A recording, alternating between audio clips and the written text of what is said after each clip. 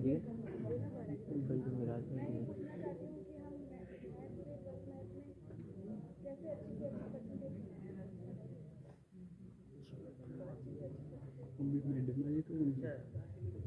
अच्छे परसेंटेज चाहिए तो कुछ चलेगा, परसेंटेज कैसे बना सकते हैं? हाँ, 90 प्लस बहुत अच्छा क्वेश्चन है। हाँ ठीक है, पास तो सभी होते हैं, लेकिन इसका थोड़ा सा अपना करना है 90 प्लस। ये तो अच्छा है कि आपने टारगेट 90 प्लस का लिया है, बहुत अच्छा। लेकिन मैं हर बच्चे से ये प्रार्थना करता हूँ कि आप परसेंटेज को सब कुछ मत मानिए, क्योंकि मार्कशीट जो है वो सब कुछ नहीं होती। हमें टारगेट रखना है, अच्छी बात है, लेकिन उसको लेके कभी जीवन में टेंशन मत लेना। अब एक काम करना है, कोर्स कितना हो गया? 90%। लगभग या कंप्लीट हो चुका? लगभग पूरा हुआ है। आप एक काम कीजिए, संडे की छुट्टी होती है, वीक में एक छुट्टी स्कूल की रहती है,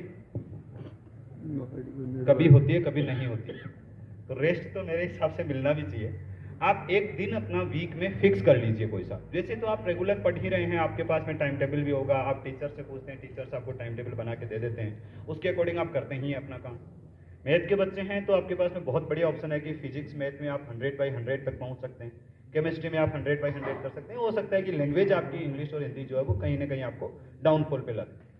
जब हम रिजल्ट देखते हैं बच्चों के तो सर इस चीज़ के गवाह होंगे कि जब रिजल्ट देखते हैं तो उसमें रिजल्ट हमें दिखाने के लिए PCB लिखना पड़ता है, PCM लिखना पड़ता है। हम हिंदी और इंग्लिश को कहीं ना कहीं छोड़ते हैं कि ये देखो मेरी बिटिया के 96% आए, लेकिन उनमें हिंदी और इंग्लिश शामिल नहीं होती है।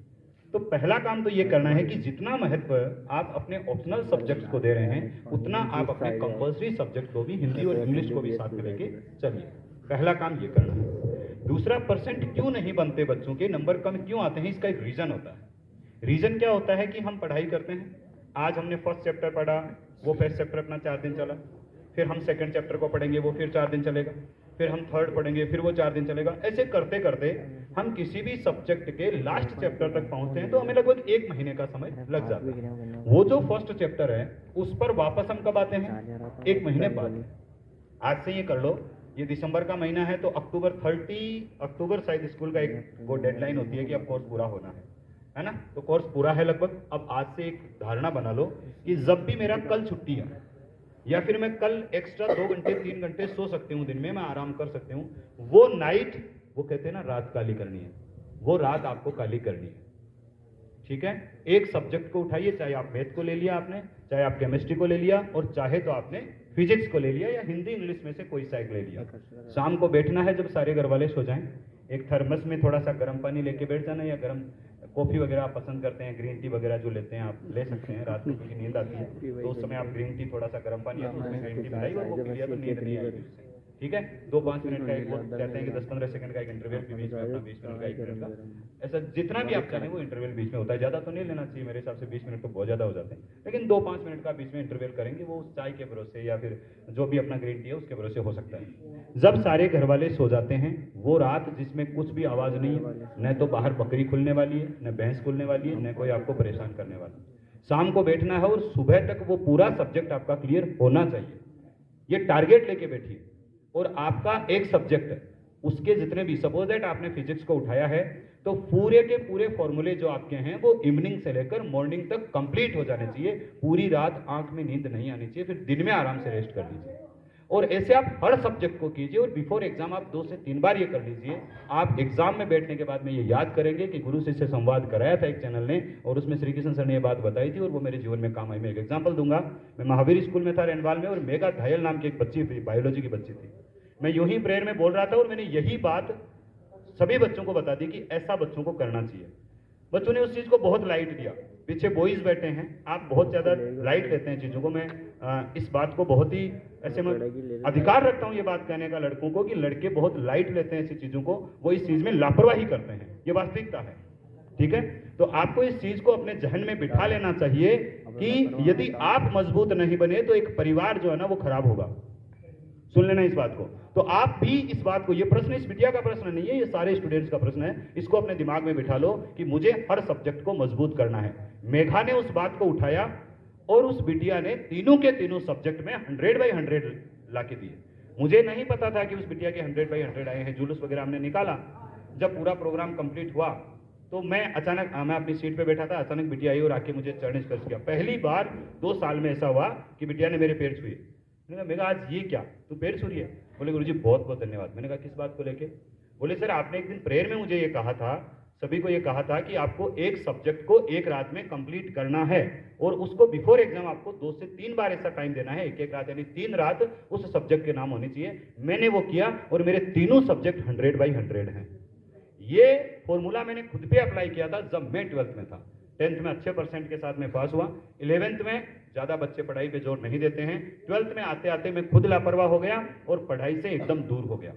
ज्योग्राफी फर्स्ट का मैं पेपर दे रहा था, मैं आर्ट्स का विद्यार्थी हूँ, तो ज्योग्राफी फर्स्ट के पेपर में 30 क्वेश्चंस में से सिंगल क्वेश्चन ऐसा नहीं था जो मुझे आ रहा था, एक भी नहीं आ रहा था। अब जब क्वेश्चन नहीं आते हैं आपको एग्जाम में तो आप क्या करते हैं? चीटिंग करते हैं, किसी से पूछ के कैसे भी करते हैं। मैंने भी वही किया। 40 नंबर का पेपर था, उसका रिजल्ट मेरे पास में आज भी पड़ा है, मेरे उसमें मात्र 23 नंबर आए। लेकिन वो पेपर जब मैं देख के आया था तो मेरे ध्यान में था कि ज्योग्राफी सेकंड का भी पेपर होने वाला है और उससे पहले एक दिन की छुट्टी थी। वो रात, पूरी रात मैंने ज्योग्राफी की एक पासबुक जो संजीव की थी वो उठाई, ज्योग्राफी की एक बुक जो उस समय राजस्थान बोर्ड की बुक चलती थी वो उठाई और उसको पूरी रात शाम से लेकर सुबह तक पूरी को लिख डाला, याद करके पूरी को, एक प्रश्न नहीं छोड़ा, एक लाइन नहीं छोड़ी। और दूसरे दिन पेपर में कोई ऐसा क्वेश्चन नहीं था जो मुझे नहीं आ रहा था। मार्कशीट आज भी गवाह है कि ज्योग्राफी सेकंड में 40/40 थे। और वो जो अप्लाई मैंने खुद पे किया वो बच्चों को बताया और बहुत सारे बच्चों ने इसको अपने ऊपर इम्प्लीमेंट भी किया है और उसका फायदा भी हुआ है। यदि परसेंट अच्छे बनाने हैं तो पूरे सिलेबस को एक बार एक साथ गो थ्रू होना पड़ेगा, यदि परसेंट अच्छे बनाने हैं, और अच्छे परसेंट वाले बच्चे ये करते भी हैं। ठीक है, आगे बात समझ में? तो बिफोर एग्जाम क्या करना है? 5 सब्जेक्ट हैं, पांचों को आपको 2-2 नाइट भी यदि दो तो देनी है। एक से 2 बार आप सिलेबस को पूरा A to Z करें। ठीक है, उससे पूरा दिमाग खुल जाएगा आपका। याद होता है नहीं होता इसको मैटर मत करना कि दूसरे दिन मुझे कितना याद रहा, कभी ये मत सोचिए कि मुझे दूसरे दिन याद कितना है। आप केवल एग्जाम दीजिए या टेस्ट दीजिए, फिर आपको पता चलेगा आपको याद कितना है। अभी गुरुजी समझा रहे थे आपको अनुलोम विलोम, ये एक आध्यात्म की बात थी। आपको याद क्यों नहीं होता? क्योंकि रिवीजन नहीं होता। याद नहीं होने के पीछे रीजन क्या है कि रिवीजन नहीं हो पाता। रिपीट जितना ज्यादा कर सकते हैं आप कीजिए, फिर देखते हैं देखिए याद कैसे नहीं होता। फिर आप टेस्ट देंगे तो आपको अपने आप अंदर से चीजें निकल के आएगी कि हाँ ये तो मैंने पढ़ा था, ये तो मुझे याद है। ठीक है, याद का मतलब ये नहीं होता कि आपने एक बुक को पढ़ा और दूसरे दिन मौखिक गुरु को सुनाओ कि मैंने आज 5 चैप्टर पढ़े थे, 5 मुझे मौखिक याद है क्या। वो याद करना नहीं होता। याद करना ये होता है कि जब क्वेश्चन आपके सामने आया तो उस क्वेश्चन का आंसर आपको आ रहा है या नहीं आ रहा, वो याद करना। समझ रहे हैं? तो हाँ, होप आशा करता हूँ कि शायद आपको आंसर समझ में आया होगा जो। ठीक है सर, थैंक यू। अगले क्वेश्चन पर जाऊंगा।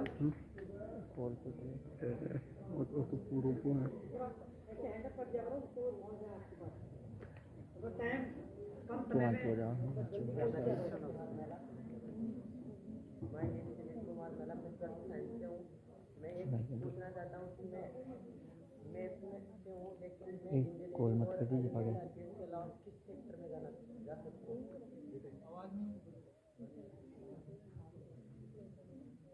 हेलो, अब आ रही है? अब आ रही है? मैं इंजीनियरिंग लेवल और आईएएस के अलावा कौन से सेक्टर में जा सकता हूँ? इससे 12th किया है,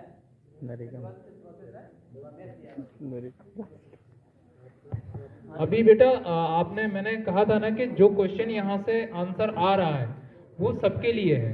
क्वेश्चन एक का है बट आंसर सभी का है। ठीक है ना, सबके लिए है। अभी इस बिटिया ने जब मैथ के बारे में पूछा तो सर ने बहुत अच्छी तरह से एक्सप्लेन किया था आपके मतलब इस आंसर को, और फिर भी अगर आप चाहते हैं तो आपका आंसर मिल जाएगा। लेकिन कोशिश कीजिए कि जो आंसर एक क्वेश्चन एक बच्चे का है या बच्ची का है वो आंसर सबका हो सकता है, क्योंकि अंदर में प्रॉब्लम तो वही है ना सारी।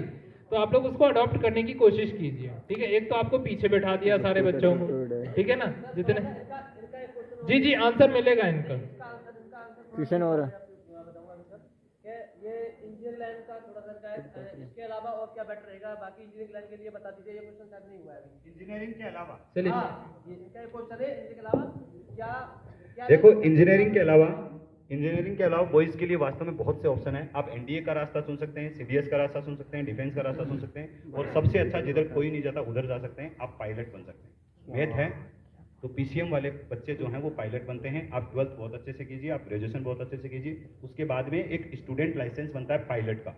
ठीक है, वो स्टूडेंट लाइसेंस के लिए आपको अप्लाई करना पड़ता है। उसके बाद में गवर्नमेंट की ऑथेंटिक जो है, जैसे आपको अध्ययन सिखाने के लिए, जैसे मान लो हम कह सकते हैं कि एमबीबीएस के जिस प्रकार कॉलेजेस है, आईआईटी के जिस प्रकार कॉलेजेस है, उस प्रकार आपके पायलट को वो एरोप्लेन को चलाना सिखाने के लिए भी गवर्नमेंट के ऑथेंटिक क्या होते हैं, सेंटर्स होते हैं। तो आप उनमें से किसी एक में एडमिशन ले सकते हैं, और एडमिशन लेने के बाद में आपको 2 प्रकार के और लाइसेंस फिर गवर्नमेंट से बनाने पड़ते हैं। आपने बीच में सीखा, मान लो आपने सपोज दैट 50% आपको आने लग गया कि मुझे एरोप्लेन चलाना आता है ना, उसके बाद में लाइसेंस बनता है, फिर एक फाइनल लाइसेंस और बनता है, और आफ्टर देन बहुत सारी वैकेंसीज जो है वो गवर्नमेंट की आती है। आप पायलट के रास्ते जा सकते हैं, बहुत अच्छा फील्ड है। और हाँ, यदि पायलट बन गए तो फिर तो हमें तो उड़ाओगे ही एक दिन, है ना, बहुत अच्छा फील्ड है।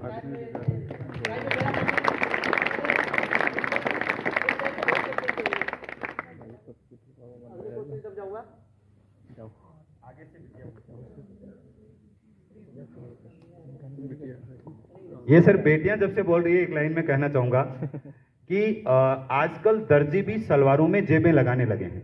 आजकल दर्जी भी, आप सुनना, आजकल दर्जी भी सलवारों में जेबें लगाने लगे हैं। और ये जो बेटियां आगे आई है ना, सच कहूं तो इनको आगे आने में जमाने लगे हैं, इनको आगे आने में जमाने लगे हैं।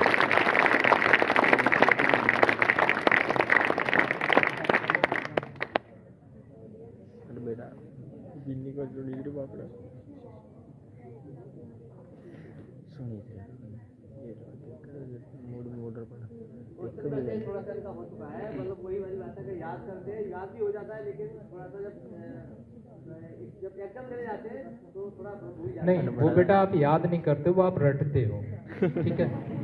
नहीं, टू बी फ्रैंक, ऐसा होता है, हम छोटे थे, हनुमान चालीसा जब शुरुआत की थी तो हनुमान चालीसा हमने रटा था, ठीक है। तो जब शुरुआत करते थे तो जय हनुमान ज्ञान गुण सागर जैसे बीच में कहीं अटक गए, पूरा होने के बाद लास्ट की लाइन में भी अगर अटके हैं तो वहीं अटक गए बस, फिर हमें पूरा रिकॉल करना पड़ेगा, पूरा शुरुआत से। क्यों? क्योंकि रटा था। लेकिन जब हनुमान चालीसा की एक एक चौपाई को, मतलब मैं हनुमान चालीसा से बता रहा हूं आपको, लेकिन आप ये पढ़ाई पर डिपेंड कीजिए कि जब आप उसकी गहराई को, यानी जो वर्ड को आप समझेंगे ना, मतलब वर्ड या जो टॉपिक है या आपका चैप्टर है वो आपसे क्या समझाना चाहता है, जो वो चीज जब आप अपने दिमाग में बिठा लेंगे, समझ लेंगे, तो आप अपनी आसानी से उसको क्लेरिफाई करेंगे। आपको फिर याद नहीं करना पड़ेगा कि यहाँ पे वर्ड कौन सा था। वर्ड आप बदल सकते हो, ठीक है ना, शब्द बदल जाएगा, लेकिन जो मैटर था वो वही रहेगा, ठीक है ना। शब्द आपका बदल सकता है कि भाई किताब में लिखा है, हाँ आपने लिख दिया है, इतना हो सकता है, लेकिन जो चीज थी वो वही रहेगी तब जबकि आप उसको समझोगे, ठीक है ना। रटने में चीजें भूलोगे, कभी भी याद नहीं होंगी, ये फैक्ट है। आप खूब याद कर लेना, खूब रट लेना, लेकिन वापसी आपका वही होगा कि आपको घूम फिर के वो भूल जाते हैं। हम परीक्षा में जैसे ही बैठते हैं सब घूम जाते हैं, नर्वस हो जाते हैं, ठीक है ना। तो ये नर्वस होना जो होता है, नर्वस सभी होते हैं, लेकिन जब आपको वो चीज समझ में आएगी ना, समझ में जब आ जाएगी तो समझ में आप अपने बुद्धि का प्रयोग करना शुरू कर देंगे, ठीक है ना। फिर लिखना होगा वहां पर, फिर वहां पर आप केवल लिखोगे, आप भूल जाओगे कि मैंने क्या याद किया था, मैंने क्या रटा था, किताब में क्या था, किताब में जो लिखा था उसका मैटर क्या था, ठीक है, वो क्या कहना चाह रही थी किताब, किताब के अंदर का तत्व क्या था, तो वो चीज आप लिखना शुरू करोगे और अपने शब्दों में लिखोगे। और मैं जानता हूं, जहां तक मेरा अनुभव है, शायद सर भी इस चीज में एग्री हो, कि अपने अनुभव का जो लिखा हुआ होता है वो सबसे बेस्ट होता है, आई थिंक, ये मेरा मानना है, ठीक है।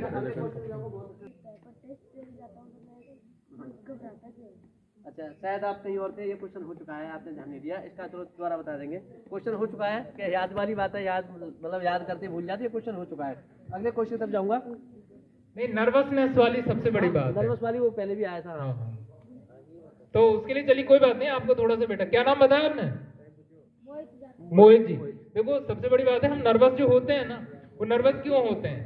नर्वस होने का कारण ये होता है कि पता नहीं कोई क्या सोचेगा, पता नहीं क्या होगा, पता नहीं क्या होगा। ये जो क्या वर्ड जो है ना, ये हमें अपने अंदर से थोड़ा निकालना है और इसके लिए प्रैक्टिस करनी चाहिए, क्योंकि सर ने कहा था प्रैक्टिस मेक्स मैन परफेक्ट, ठीक है ना। तो हर चीज की प्रैक्टिस, अभ्यास जो होता है ना, अभ्यासेन तो कौन्तेय, अभ्यास करने से हमारा मन या हमारे अंदर का जो उत्साह होता है वो पक्का होता है। तो आप कोशिश कीजिए, एक बार हारेंगे दोबारा फिर उठेंगे, एक बार गिरेंगे फिर उठेंगे, और देखें कब तक गिरोगे, ऐसी बात नहीं है। तो नर्वसनेस कब तक रहेगी? है पहली बार हम लोग भी जब बोलते हैं, आई थिंक मैं मानता हूँ सभी लोग जहाँ पर जो बैठे हुए हैं सभी लोग जब पहली बार हम स्टेज पर खड़े होते हैं तो क्या हालत होती है ये सब जानते होंगे, ठीक है ना। मैं अपना बता रहा हूँ, जब पहली बार मतलब स्टेज पर स्कूल में हमने एक गीत गाया था, देशभक्ति गीत, तो पैर जो है वो इतनी तेज वाइब्रेट कर रहे थे कि मुझे खुद नहीं पता मैं क्या कह रहा था। मुझे नहीं मालूम कि मैं क्या कह रहा था, क्योंकि हम सब भूल जाते हैं, लेकिन बस कहते जा रहे थे। कहने के बाद आंखों में से आंसू निकल रहे थे, पैर थरथरा रहे थे, बस इतना हो रहा था, ठीक है। फर्स्ट टाइम ऐसा होता है। दोबारा फिर कोई ऐसा प्रोग्राम आया तो फिर हमने स्टार्ट किया। बार बार आप कोशिश करोगे, ठीक है ना, नेग्लेक्ट मत करो अपने आप को वहां पर कि मैं नहीं कर पा रहा हूं। आप अपने आप को आगे लाने का प्रयास कीजिए, शीशे के सामने खड़े होइए, थोड़ा थोड़ा बढ़िया बढ़िया स्टाइल, कुछ डायलॉग्स याद करिए, बोलिए। नाटक तो सब देखते होगे, ऐसी बात नहीं है, ठीक है ना। अच्छे अच्छे डायलॉग्स बोलिए, देखो आपके अंदर की झिझक खुलेगी, आप याद करना शुरू कर दोगे, सब कुछ याद हो जाएगा, ठीक है ना। ठीक है सर, बहुत सुंदर कह रहा। क्यों अभी क्वेश्चन तो क्या हुआ?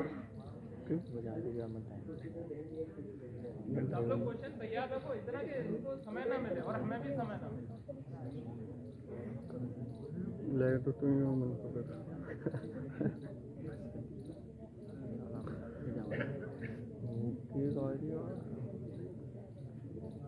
बहुत अच्छा क्वेश्चन है। गोली है रही अच्छा क्वेश्चन है, मैं पूछना चाहता हूँ, लेकिन जो टीचर के लिए तो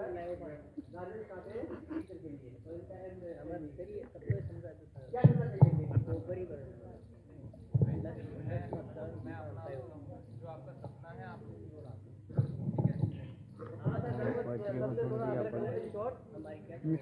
ये जो बोलने वाले लोग होते हैं उनकी आदत ज़्यादा बोलने की होती है ना।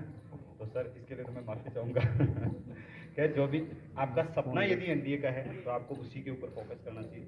हाँ, पेरेंट्स ये चाहते हैं कि आप एक टीचर बने, तो पेरेंट्स को भी देखो कहीं ना कहीं ऐसा है कि अब एक माँ एक पिता वो कभी अपना बुरा नहीं चाहते, ठीक है। तो थोड़ा सा उनसे आप कन्विंस कीजिए, उन्हें थोड़ा समझाइए कि आपका जो ड्रीम है आप वहाँ तक पहुँच रहे हैं, उसकी कोशिश कर रहे हैं, आगे बढ़ रहे हैं, आपका एक सपना है, आप उस तक पहुँचना चाहते हैं, जाना चाहते हैं। कोई भी माँ ऐसे नहीं होती, कोई पिता ऐसे नहीं होते। आप उन्हें यदि कहेंगे समझाएंगे तो वो समझेंगे नहीं, ये इम्पॉसिबल है, ठीक है ना। तो सबसे पहले कुछ ऐसा करके दिखाइए। आपको एग्जाम देने के लिए तो मना नहीं करेंगे, ठीक है। 12th में अभी कौन सी क्लास में? 11th में है ना, तो अभी 11th और 12th 2 साल अच्छे से तैयारी कीजिए। और आपके जो सब्जेक्ट हैं, कौन सा है सब्जेक्ट अभी? मैथ है ना, तो मैथ आएगी ना एनडीए में, फिजिक्स आएगी एनडीए में, साइंस का पार्ट होता है एनडीए में, जीके भी होता है एनडीए में, इंग्लिश भी होता है एनडीए में। तो एनडीए का एग्जाम यदि आप क्लियर करना चाहते हैं तो उसके लिए पहले अभी आप साथ के साथ तैयारी करते रहिए। मम्मी पापा को मत कहिए कि मुझे तो एनडीए ही बनना है, आप तैयारी करते रहिए। एक बार आप एग्जाम दे के आ जाएंगे, फिर मम्मी और पापा को फील होगा कि बेटी में क्या दम है। फिर उन्हें एक महत्व पता होना चाहिए कि जब मैं एक छोटा सा एग्जाम्पल देना चाहूँगा। कुमार विश्वास को एक दिन सुन रहा था, भरतपुर किसी कॉलेज में वो थे, तो उनके साथ में एक संस्कृत के प्रोफेसर थे। गुरुजन आप सभी के लिए भी एक बहुत ही मोटिवेशनल बात है। तो उनके साथ में वो जो प्रोफेसर थे वो एससी कैटेगरी से थे, कुमार विश्वास भी वहाँ प्रोफेसर थे, वो थे, तो दोनों साथ साथ काम कर रहे थे। अचानक हुआ ऐसा कि उनका कोई कभी एग्जाम दिया हुआ था, जो एससी कैटेगरी में जो पर्सन थे उनका कोई एग्जाम दिया हुआ था आरएस का, और उनका सिलेक्शन हो गया, जिसमें वो कोई किसी तहसीलदार वगैरह पे उनका वो हुआ, पोस्टिंग हो गई। तो उन्होंने अपनी लेक्चरशिप को छोड़ना चाहा, प्रोफेसर जो कॉलेज के होते तो उनको वो छोड़ना चाहा कि मैं ये काम तो नहीं करूंगा। एक टीचर हम उन्हें कह सकते हैं, वो भी टीचर ही थे, तो उन्होंने उसको छोड़ना चाहा। साहब का ये कहना था कि जब मैंने उनसे ये पूछा कि आप यार एक अच्छे कॉलेज में प्रोफेसर हैं, यूनिवर्सिटी में प्रोफेसर हैं, आप इनको छोड़ के जाएंगे, तहसील में जाएंगे, वहाँ तहसीलदार बनेंगे, इससे नीचे लेवल की नौकरी है वो, तो वहाँ क्या करेंगे? बोले साहब एक बात बताओ, जब एक तहसीलदार आता है ना और वो गाड़ी में से उतरता है ना, तो ये पुलिस की गाड़ियाँ, वो बत्ती, एक रुतबा ही अलग होता है। सारे लोग खड़े हो जाते हैं, तहसीलदार साहब आगे, तहसीलदार साहब आगे। और गांव में बेचारा मेरा साथ कोई मास्टर जाए तो होते हैं खड़े, पुलिस वाले पता ही नहीं करते। एक दिन मुझे पकड़ लिया जयपुर में पुलिस वालों ने। मैंने कहा मैं कोरोना का खाया हुआ आदमी हूँ, मुझे तो कम से कम छोड़ दो। बोले नहीं, चालान लगेगा, बत्ती क्रॉस कर दिया आपने। मैंने कहा चालान तो नहीं दे सकता। कैसे? मैंने कहा मैं तो टीचर हूँ, कहाँ से लाऊं? तो उन्होंने सोचा कोई गवर्नमेंट टीचर है, नहीं चालान तो लगेगा, ये 5000 का 1000 का, वो पूरी लिस्ट दिखा दी मुझे। मैंने कहा मैं प्राइवेट टीचर हूँ। उन्होंने जो फेंका ना मेरे मुंह के ऊपर उस कागज को, चल यहाँ से, टीचर है। साथ वाले को बोले किसको पकड़ के लाया रे तू? प्राइवेट टीचर है। तो वो होता ये है कि यदि आपका सपना है एनडीए में, तो वो वर्दी वाला जुनून जो है वो अपने अंदर है, तो उससे अपने पेरेंट्स को, अभिभावकों को रूबरू करवाओ कि एनडीए का अधिकारी क्या होता है। ठीक है, एक अधिकारी क्या होता है और एक टीचर जो है वो क्या होता है, व्हाट इज द डिफरेंस। हालांकि बेस्ट टीचर है, मजबूत करते हैं देश को, राष्ट्र को मजबूत करते हैं टीचर, उनके बिना कुछ नहीं है। लेकिन फिर भी आपका यदि सपना है तो वो पेरेंट्स के मन में अंदर जाना चाहिए कि जो मेरी बिटिया अब करना चाह रही है, जिस पोस्ट पे जाना चाह रही है, उस पोस्ट में वास्तव में दम तो है, इसीलिए जाना चाहती है। पेरेंट्स को यदि ये फील हो गया, वो आपको हमेशा एग्री करेंगे, वो कहेंगे आपको कि नहीं बेटा, आपको एनडीए का अधिकारी ही बनना है। ठीक है ना, तो अभी से तैयारी चालू करनी है, 12th के साथ एग्जाम देना है, बेटियों के लिए अच्छा मौका है, आप बहुत अच्छे से क्लियर करेंगे। ओके, ठीक है, ठीक है